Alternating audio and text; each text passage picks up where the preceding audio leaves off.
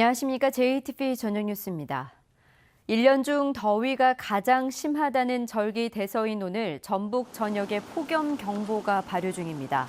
밤새 기온이 25도를 넘는 열대야 현상은 오늘 곳곳에서 나타나겠습니다. 내일 한낮 기온은 대부분 지역에 35도 안팎이 예상됩니다. 더위 체감 지수는 위험에서 매우 위험 수준까지 치솟겠고 자외선도 매우 강하겠습니다.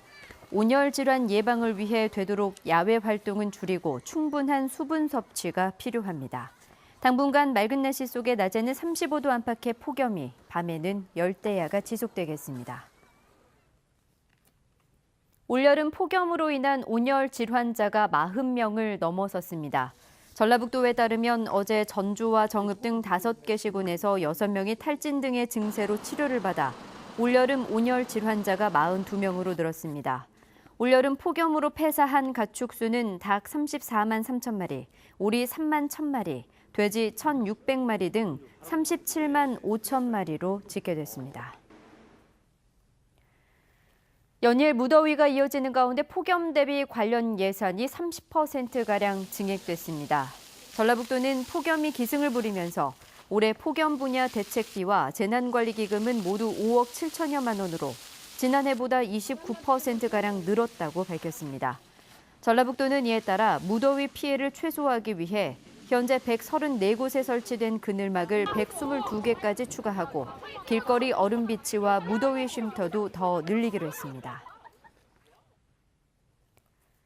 전주시가 송천동과 서신동의 주택가 등지에서 발생하는 악취를 줄이기 위한 저감 대책을 내놓았습니다. 전주시는 우선 송천동 에코시티와 농수산물 도매시장에서 발생하는 악취를 줄이기 위해 부근의 밭과 음식물 처리 시설에 악취 저감제를 투입하기로 했습니다. 또 서신동과 평화동의 주택가에서는 하수관로에 쌓여있는 퇴적물을 준설하고 오는 10월부터 산업단지 지역에 대한 대기 환경 종합 대책을 수립할 계획이라고 밝혔습니다. 다른 지역과 비교할 때 전북 소방본부장의 직급을 상향해야 한다는 주장이 나왔습니다. 박용근 전라북도 의회 의원은 전북 소방본부장 직급이 인구와 소방 수요가 비슷한 인천, 충남, 전남보다 하위직인 것은 맞지 않다면서 일반직 3급인 소방준감에서 2급 소방감으로 높여야 한다고 말했습니다. 박 의원은 유관기관과의 공조와 지역 통제단장으로서의 위상과 역할에 맞는 직급 조정이 필요하다며 도가 나서 관계부처 등을 적극 설득해달라고 주문했습니다. 장영수 장수군수가 대통령 직속 국가균형발전위원회 자문위원으로 위촉됐습니다. 국가균형발전위원회는 6개 전문위원회 위원을 선임한 데 이어 장영수 군수 등에게 위촉장을 수여했습니다.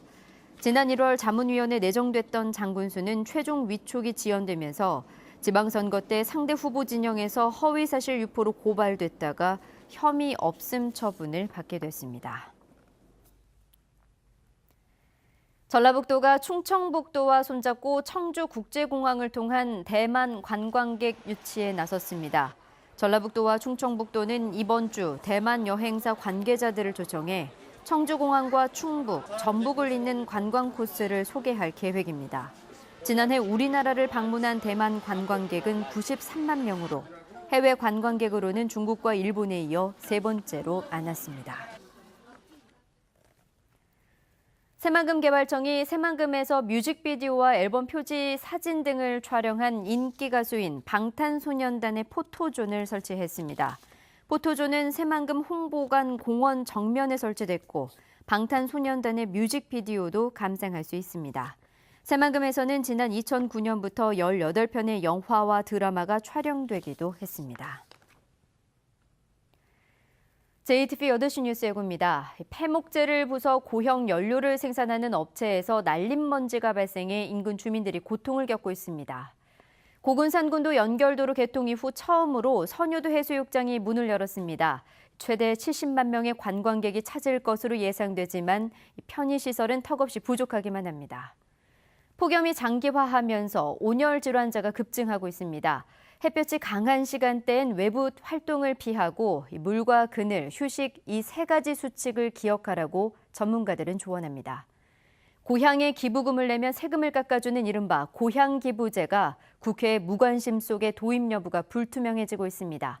자세한 소식은 JTBC 8시 뉴스에서 전해드리겠습니다.